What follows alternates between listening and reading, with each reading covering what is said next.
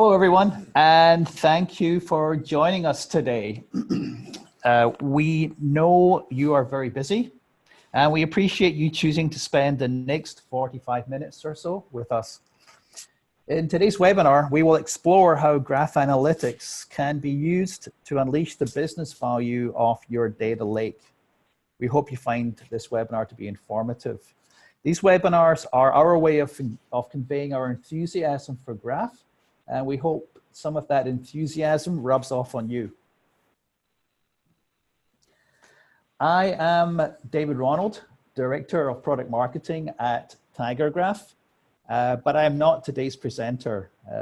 I'm joined by my colleague, David Schneider, Senior Sales Engineer, and he's a very capable young man, and he'll be guiding us through this webinar.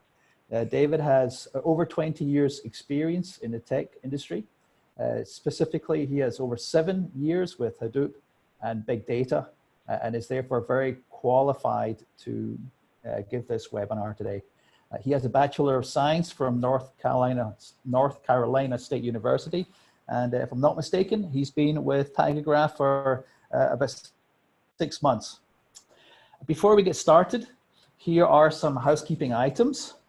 Your phone is muted, but we do want to hear from you.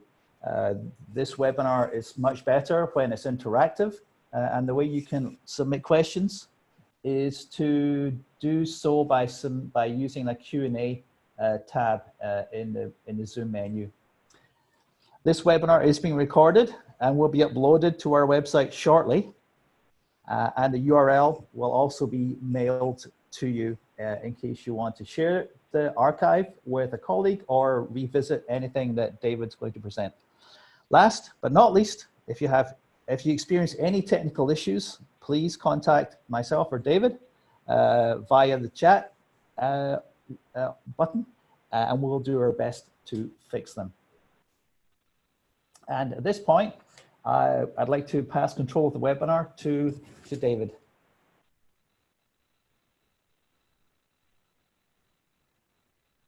Thank you, David.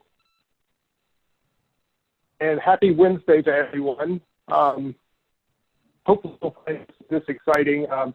Probably either big data people who are looking to learn a little bit more about graph, or graph people who are looking to learn how they can possibly integrate with existing systems that you may already have. So we'll go through our agenda. We'll go through a brief introduction. Data lakes, some of the characteristics, some of the challenges that you may be experiencing, why graph databases and analytics, but more specifically, why TigerGraph, how TigerGraph fits into your environment, and then I'll do a really quick, simple demo, which you may find interesting, and then some additional resources for you. So this slide is obviously one. It's probably a little bit more salesy, but you know, we want to talk about the evolution of databases, and you can also say you know, we have our relational databases, have a rigid schema, very good for transactions, not necessarily good for you know, for good performance for deep analytics. And then we kind of moved to the big data space, where we had the introduction of a lot of NoSQL databases, your HBases, your Mongos, and your Cassandras of the world. You know, that's highly fluid, very row-based, high performance for simple transactions, very good for gets or small scans, but once again, not very good performance on deep analytics. And so we feel that we're the next evolution here with a graph database. You still get the flexible schema, but you can have high performance for both transactions and deep analytics. So some of the characteristics of data lakes, this is probably redundant for you guys, but you know, up to petabytes of data from diverse sources such as you know, non-relational, relational data, social media feeds, collected data. You have multiple engines to process and analyze the data. This has evolved over time. As David had mentioned, I've been working with you know, with Hadoop for the better part of 7 years now. We kind of started off with everybody writing this complex Java MapReduce, moved on to, hey, the next new shiny toy is Pig. Oh, now Hive is here, so we could do some SQL queries, kind of similar to what we were already doing. But you had some, you didn't have necessarily this, you got massive amounts of data, but not necessarily the same performance characteristics that you were used to on your, you know, on your relational data stores. Data is stored in a variety of formats, NoSQL databases, your HBases and Cassandras, columnar storage, you know, the Parquets and ORCs, flat files, sequence files, basically everything. This is big data we're talking about. I've seen a lot of use cases where we're joining very diverse, you know, very diverse data sets, very diverse technologies together, kind of stitching them together. Yes, I did steal this slide from Cloudera, but here's some of the common components of data lakes. You know, this Hadoop itself is more or less a huge ecosystem of a lot of different projects. You know, you have your batch, your Spark, Hive, MapReduce, SQL, low latency query engine, or a lower latency query engine. Tools such as Impala, Dremio, Drill. You know, you have your streaming, Spark, Flink, search, and then you have the other components, which actually what Hadoop is basically you know, a file system and a resource manager and scheduler, your yarn layers and your HDFS layers. And then, you know, we're talking about the integration points. There's a lot of different purpose-built tools here. You know, you've got your Scoop to pull in data from relational databases, your enterprise ETL tools, and then also, you know, unstructured, you can pull streaming data in from Flume or Kafka. So some of the challenges, this is not necessarily a full list. This is kind of goes along with a lot of my experience. You end up, you know, you're pulling data from all of our sources within an enterprise. You tend to get a lot of data sprawl, a lot of duplications. You'll have possibly multiple different use cases or project teams pulling data from, you know, similar sources. But then how many times is this data that started off as, you know, 5 or 10 terabytes, now all of a sudden is like 50 terabytes. Gaining real-time insights with a lot of these engines, it's very difficult. There's been a lot of techniques that people have used over the years to overcome a lot of this. Obviously, the project has been around for a long time. People have gotten better with it. You know, you have also some challenges around security, data governance, access rights, making sure that people don't have access to PIIs when they don't need it. You know, and the other point is that table joins are still expensive. You have tools like Impala that can read from multiple different data sources, can read in columnar optimized Parquet files, and then also from flat files from a lot of other things, and express this in a table. But at the same time, you're still having to perform a lot of heavy table joins, and you know, spending a lot of time doing a lot of heavy lifting there. So, graph to the rescue, possibly.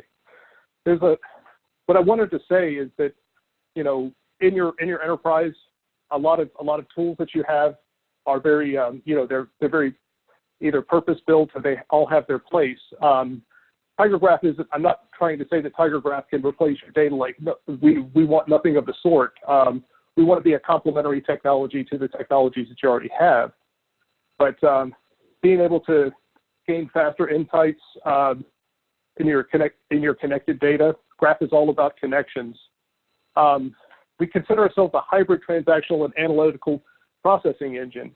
TigerGraph is a graph database, a property graph database that's built on top of an MPP technology. So kind of best of breed with big data, where we had decided that we were going to have, high speed storage, as well as having the processing and the storage all on the same machines, which we of course do. But this does also allow you to be able to do transactional workloads more easily and readily on a graph database. We can connect multiple data sources expressed in a graph, and distributed efficient storage and parallel processing. So Graph can accelerate your use cases. And I'm going to go through a lot of these use cases. I'm going to take like one slide on just about all of these bullet points. But these are the sweet spots for Graph where we really feel we can make a difference. You know, as opposed to how you've been performing these use cases with a data lake. So all of these are based on actual customers. I anonymized all of this because we don't want to get bogged down with that. But blocking fraud before payments made. A 30% increase in fraud detection, that sounds like it's immediately going to save an enterprise an awful lot of money. So we're talking about 20 different data sources, 2 billion real-time events per day, and 1 trillion edges. And so this is distributed across 40 standard servers. TigerGraph runs on commodity hardware, the same as your big data environments do. This is highly available with 2x replication across, so we always have availability. And so here's probably the biggest thing. It reduced a working cycle from 1 hour to actual minutes. That's absolutely huge, because I know that when we started off in the big data journey, you would probably be able to get one feed like a week and then do some transactions, doing some processing on it, but you're not getting those answers to your big data questions nearly as quickly as you wanted to. Started off with a week, went down to like a day, it's gotten down to hours, but with a graph you could possibly get down to minutes, if not seconds or sub-seconds. This business logic is all implemented in about 10,000 lines of C++. Our database is all written in C++. We have our own language, which is GSQL or GraphSQL, which the queries actually are compiled and installed into the system for maximum efficiency and speed. Increasing revenues with recommendations. How about a smarter recommendation system by modeling things in a graph? One of the use cases in one of the previous Graph Guru sessions that we did actually would have like new users coming into an e-commerce site. We can actually model on something like a demographic or a geolocation or an age group or something else like that. Assign some of these scoring mechanisms in there, and be able to gain insights into a user's preferences, possibly without having to make 10 different transactions for you. So building a customer 360 data hub. Our challenge was combining all the available data for customers with transactions to improve business outcomes, of course. So we build on top of current investments with master data management. And so we're actually being able to join multiple diverse systems and express this in a graph. You'd be able to find a lot of new relationships. As I mentioned before, table joins are expensive. In a graph, table joins are expressed in a graph, basically. We're able to analyze temporal time series data. If you're looking for a customer journey, you can model over time with a graph very easily. And we can also expand the schema with attributes, fields, and relationships. Always accommodate new data sources. Hey, you want to join something else in here? Okay, this looks like it would join in on these entities. Very easy to do with graphs. So here's another interesting one. We basically have 3 different relational sources, but how much more insight can you get with entity resolution? One of our major use cases is working with a cable streaming provider who, they might have multiple members of the household, but they don't necessarily, they may be coming through either on the same account or coming through on the same IP address. You can have like 5 or 6 factors and then just calculate the likelihood that these are all part of the same group, and then you can also make smarter recommendations back to them. So here's something else that's interesting that could be a very good use case to work in complement with your existing data lake. Metadata management with graphs. What would you say to being able to have be able to model your data lineage within graphs, or to manage your your data locations, everything else? You can establish and manage policies and processes. You can manage the data lineage, ensure compliance, security and access control. These can all be features or attributes on these entities within a graph. So we also want to identify and eliminate redundancies and inefficiencies. Hey, we've modeled all of this, all the data in a graph, and we found out that this one data set is propagated, 30 different places within our environment. Does everybody need access to this? Can we possibly have a central data hub? So an improved energy management system. This is a complete IoT use case where we're able to stream in via Kafka, actually, energy events based off of smart. To be able to model the power system using a real-time operational graph and estimate the power flow calculations, make sure that power is routed to the smartest places. And we can also visualize energy consumption results. So this delivers faster than real-time energy management systems. And this is within a SCADA sample size of 5 seconds. So we're talking about like almost immediate results where, geez, I've done this in big data before. It was a very daunting task. So we feel within graphs that we're a complementary technology to your existing data sources. We can deliver better outcomes through connecting multiple diverse engines. We're talking about your master data may come from one source. Operational data may come from another source. You can batch this in or stream it. We have our historical data. This is the stuff that's typically served off of a data lake. And off to the right, the graph computed features is very interesting as well. I believe it was Graph Guru's number 21, where we had an interactive system where we were actually doing the machine learning within Spark, which would basically pull a graph feature extraction from the graph database, perform some scoring, and then update the graph afterwards.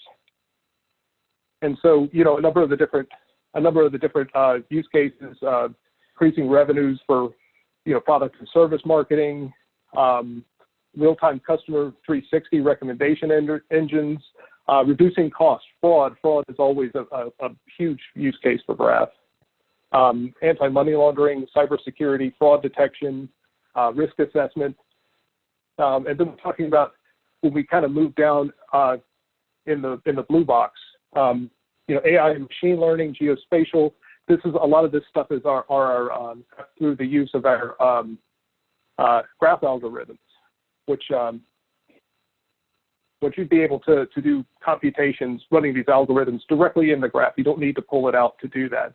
It's available if you would like to, but you can certainly utilize the graph algorithms. They're all open source out there, expressed in our language G-SQL, so you can modify multiple of the different parameters and make it your own.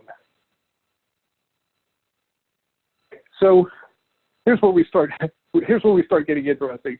Here's how TigerGraph can interoperate with your existing Hadoop data lake. So we have several ingestion tools that are available. We have a JDBC driver, which I'm going to dig into a little bit because I have a demo based off of this. But this can interact with Spark. So in other words, you have your existing big data. You'd be able to use Spark to actually load data into the graph. But you don't necessarily just need to use the JDBC for that. You can also contact the REST interface and run interactive queries or run installed queries onto the cluster. So it is bidirectional. We do have an HDFS connector. I chose not to demo that today. It's one of those things where, yes, this works and works reliably. You do need to install libraries on all of your data lake machines, and that for some of you could be 100 to 200 or even more than that machines. Another thing is we do have an S3 connector. I know a lot of people who've kind of moved their lake kind of to a cloud, maybe a Databricks type of solution where your data storage is actually going to be in S3. We interoperate terrifically with S3. I left one off here, which is also a Kafka connector, because I know that over the past few years, it's been a huge trend to move to more of a streaming type of architectures. And then we have the more traditional approach. Yes, we can connect to your relational databases through standard JDBC drivers. So here's my demo setup, and it's on the cheap. I'm openly willing to admit that. So I have a machine that I've installed our TigerGraph Developer Edition, the current version. I have a Cloudera Quick Start VM that I've downloaded. It's actually running on the laptop that I'm presenting from. And then I kind of stepped through some of the initial use cases on the Cloudera Quick Start VM. This is kind of like the initial very low-hanging fruit, but I wanted to keep this kind of simple and kind of build on this over time. So our Hadoop workflow, this is like use case tutorial number 1 off of the Cloudera Quick Start VM. So we're going to use Scoop to pull transactional data from a relational database. Scoop will actually build the Hive tables and store onto our file system as Parquet files. And then within Hadoop, we query the data with Impala, Hive, and Spark. So here's what our Spark and TigerGraph data pipeline looks like. We are going to use Spark to actually load Parquet data into TigerGraph. So a few notes about our JDBC driver. The Type 4 driver supports reads and writes with bidirectional data flow to TigerGraph. So you can both query from your Hadoop system or do like a feature extraction for machine learning. The actual read will convert the result set to a data frame. And then we can load the data frame files to a vertex and edge in TigerGraph. And this does support REST endpoints or built-in compiled and interpreted G-SQL queries. This is open source. I actually have the steps to install this, I believe, on the next slide. So the JDBC driver on Cloudera. Now, the Cloudera Quick Start VM is based off of Cloudera 5.13. It's a little bit out of date. I think it was based on Hadoop 2.6. It had an older version of Spark on it, which was like 1.16. Doesn't necessarily do data frames all that well. So the surgery was started off with upgrading Java to 1.8 because that's what's required for Spark 2. I converted it to Parcel so I could actually be able to download and install the Spark parcel by distribution. Then I built the TigerGraph JDBC driver. It's from our GitHub repository. Just requires Maven to build it and a JDK. And so I installed the JDBC driver and added it to the Etsy Spark2 conf class path.txt. And so just to make sure that the class path would get loaded, but there's several different ways that you could do that. So here is this is what it looks like in Impala. This is a relational data scheme. And I'm just I've oversimplified the use case a little bit, but I basically took these relational tables and expressed them in a graph. So this is a typical, orders, sales, order items, products, and then, categories and departments. But as you can see in here, you have, like in categories, you have category ID and category department ID. Well, that looks like there's your table join right there. So made it very easy to express it in graph, not overly complicated. There's probably 15 different ways of modeling this a little better, but I just wanted to keep this simple and keep it moving. So as you can see, we have all of the same exact tables. We've loaded all of the data in there, and we have our table joins expressed as edges to the vertices.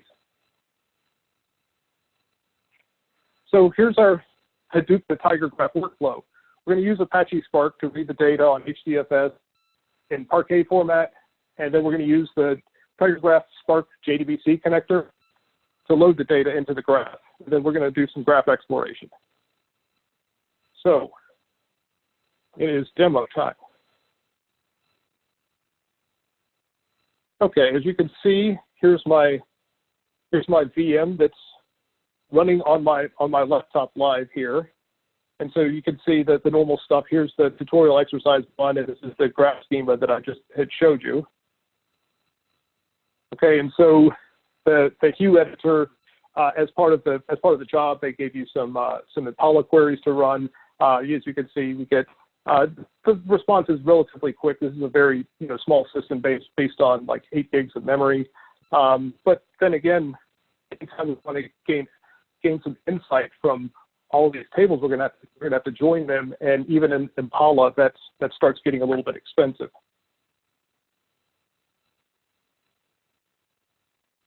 All right, and so here's our Graph Studio. This is running on another small system that I have here in the house, but as you can see with the schema, we have pretty much the same exact schema that we had under the relational system. We got primary ID, department name, categories, and then part of belongs to products, order items. As you notice that we can we load data into TigerGraph. We can also do a little bit of we can do some math functions. You can do some ETL jobs. You can either do some concatenation if you want to get a unique key, or you can express these in the normal stuff that you would like, integers, doubles, floats, and even date times. So the next step here is to, of course, map the data to the graph. These were all the source CSV files that were used for the actual relational table build before it was actually pulled out of the relational table and put into Hadoop. As you can see, this is fairly straightforward. I kept this as simple as I possibly could. So the next step here is to actually load the data. Typically what you do is load your data initially from possibly CSV or JSON files, the same way that you would load up any other system. You do a one big batch load, but we're also going to update. And the one that we're going to update, if you see customers here, it's 12,435. Right? Let's go over here. I have my Spark shell up. As I said before, I have version 2.4 of Cloudera. This was the newest version that they offered for 5.13. Okay, what I need to do is pull up my Spark code. So this is all we basically need in order to be able to load this in. I am starting off with a CSV file and converting it to a Parquet file. And then what we will do is actually load the Parquet file directly into the graph via the JDBC driver.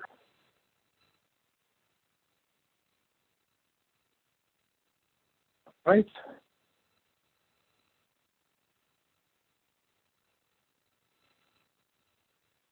And I'm just using Spark shell. This could be expressed as like a Zeppelin notebook or any other notebook that you're already.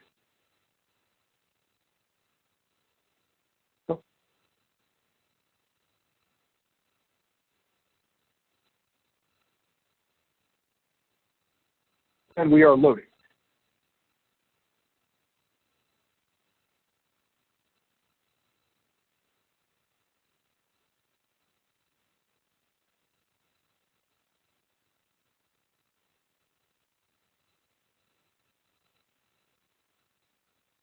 Okay, let's go back to our Graph Studio.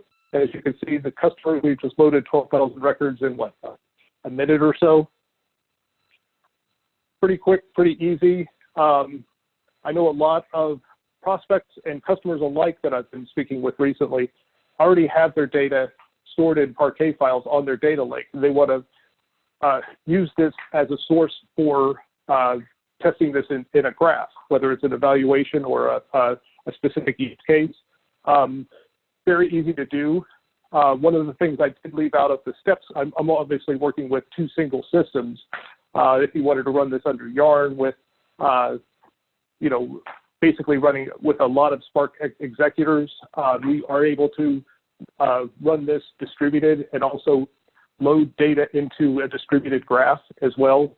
But obviously, you would have to install the, you would have to do all the upgrades and install the JDBC driver, you know, on each of those machines. Let's go here and just explore the graph real quick. Check that out. And we're just going to pick 5 customers at random. And as you can see, they've ordered, here's all the orders that they had. You know, and the order contains, all of these will be expressed as like a one-hot query. And it's one of those things that this will get the juices flowing. I didn't install any complex queries, but obviously I could try to express the, you know, the Impala queries within the graph, but seems a wee bit like overkill. Right.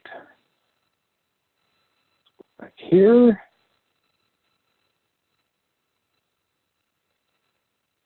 So this is kind of a review slide, but you know what makes TigerGraph so fast and scalable.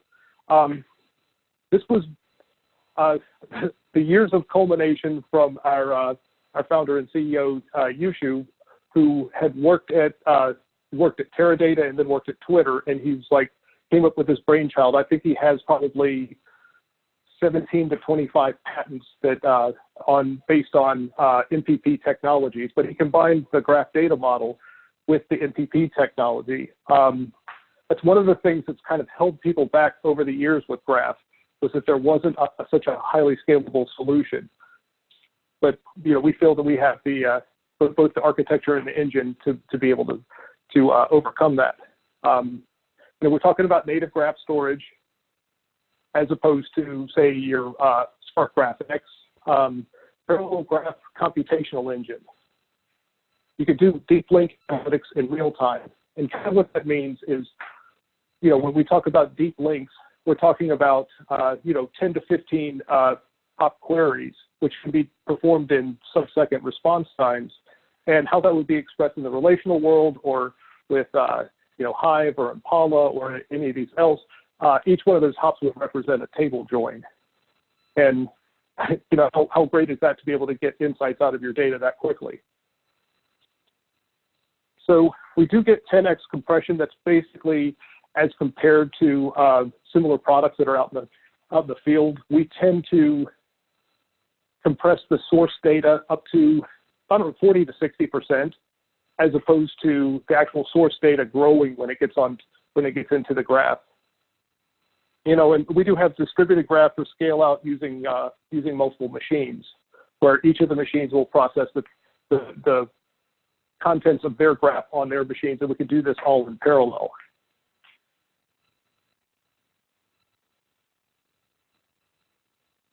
And with that, David, I think that's what I have. I'm going to pass it back to you. Fantastic. That was great, David. Thanks very much. Let me figure out where the slides are here.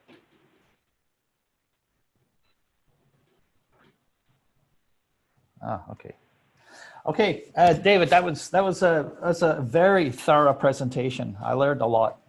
You can't see me, but I was leaning forward and paying attention and listening very closely. Made a few notes, and also a very interesting demo. So thanks very much. Again, to the audience, please submit any questions you have. using the Q&A button in Zoom. We have a few questions already. I think the first one is just meant to be humorous, and I think it's because David and I are both share the same first name. And the question is everyone at TigerGraph called David? And I can assure you that everybody is. No, that's a joke. Just the most charming amongst us. Yeah. Right, exactly. Yes. So the first question I saw here was, would the workflow be the same as other Hadoop distributions? Not quite sure I understand that question, but hopefully, David, you understand and you can give an answer. Would the workflow be the same as other Hadoop distributions? Oh, absolutely. And I know that every Hadoop distribution has kind of their own flavor. I know that with the merger of Cloudera and Hortonworks, that they're going to a unified distribution, but a lot of the Hortonworks development was around Hive. Yes, you can installing the JDBC drivers and working with it is going to be almost identical. Possibly some of the engines that you use, but as long as you have Spark 2.0, then you should be in pretty good shape. Interesting. Another comment. Sorry, was there more? Oh, I was going to say, as well as like if you're already moved to the cloud and you're using Databricks, whereas you use Databricks to do for a lot of your processing and then possibly store back in S3. We do have the S3 loader, or you would have the ability of using the Spark loader there as well. Okay, great. Comment here. You said on one of the slides that, and I think it was the energy management slide, it was faster than real time. So the question is, how can that be faster than real time? No, it is getting a massive amount of a massive amount of ingest, not necessarily a massive amount of data. That's probably a little bit of marketing, but we are able to pull in events from the SCADA systems there, on a 5-second interval. I mean, that's a phenomenal amount if you consider how large the energy grid that we're working with there is. The largest in China. Okay, great, thanks. Another question is concerning GSQL, and the question is, how does GSQL compare to SQL? And also, is TigerGraph participating in the ISO standards development of GQL? Excellent question. Okay, GSQL started off being ANSI SQL, but we need to express vertices and edges within there. So it's very SQL friendly. Most of the prospects and customers that I've worked with so far have been able to pick this up in a matter of a week or two, and so it's not so super daunting that you have to learn something that's completely foreign to you. One other thing that makes GSQL very powerful, two other things. One of which is that the graph algorithms are actually expressed in GSQL. So it's kind of the concept of accumulators, and since I'm talking to possibly a Hadoop-based crowd, it's very similar to a MapReduce, where we would be able to do accumulators, either local or global accumulators, kind of similar to a MapReduce paradigm, where we can actually perform computation, while the queries are actually running. And yes, we are participating in the GQL ISO exercise. Hopefully we can all get to a very happy standard that works very well on everybody's different engines. But I've heard rumors that might be a little ways off, but we're working towards it. Okay, great. All right, I think that's all the questions we have.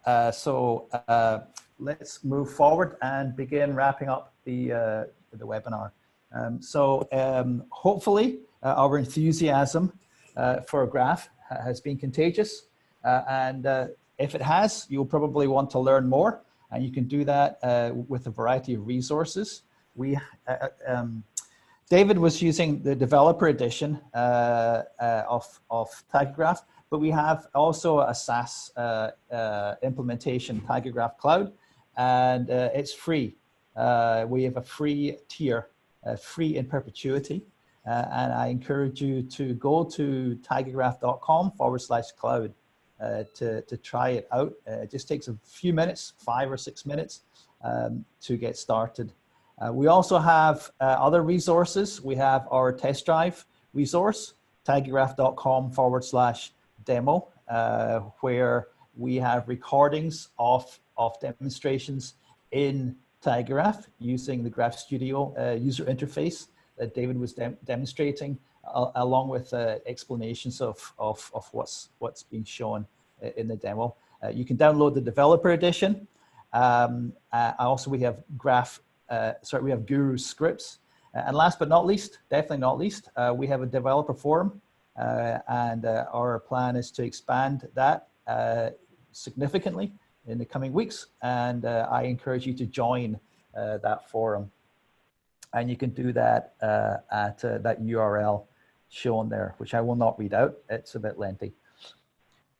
Yeah, everything on that page is free. You can there's even a free tier within our cloud native platform, which also has, which is super cool, like 15 different use cases that you can step through, all with example data schemas, as well as queries that you can install on there, and it's a really great tool to help get up to speed. Great. We do these webinars, Graph Gurus webinars, every 1 to 2 weeks. Again, it's our way of conveying our enthusiasm for Graph, and we invite you to keep an eye on our website, and you will probably be receiving emails informing you of future webinars. We've got 2 or 3 planned for the rest of this month, hope you will join us on one of these online sessions. In addition, we recently started a series of in-person workshops, which we call Graph Gurus Comes to You. That's quite a clever title. I was not the one who thought it up, sadly. So Graph Gurus Comes to You. We have an event next Tuesday, I think it is, December 10th, in Foster City, which is, for those of you familiar with the San Francisco Bay Area, halfway between San Francisco and San Jose. If you are in the area next Tuesday, we would love for you to attend. These are free events. This one will include a lunch, and it will not be on a specific topic the way the webinar today was, but will be more general in nature. And it's an ideal way for you to ask questions and also to network, to meet like-minded people, and have a nice lunch. Additionally, if you want us to come to your city and provide a workshop, we're more than happy to do so. We're planning to be in Texas, 3 cities in Texas in January. We're going to Seattle. We'll also be in Munich, and we'll be in London. And if you want us to come to a city, to your city, then that's the URL shown there, where you can submit a request, and we'll be happy to join you. And that brings us to the end of today's webinar. We know you are very busy and had many choices of how you could spend the past 44 minutes and are therefore very flattered that you've chosen to spend that time with us. And we hope you found this webinar to be informative. And we hope you will join us on a future webinar. And that brings us to the end. Thank you. Thank you.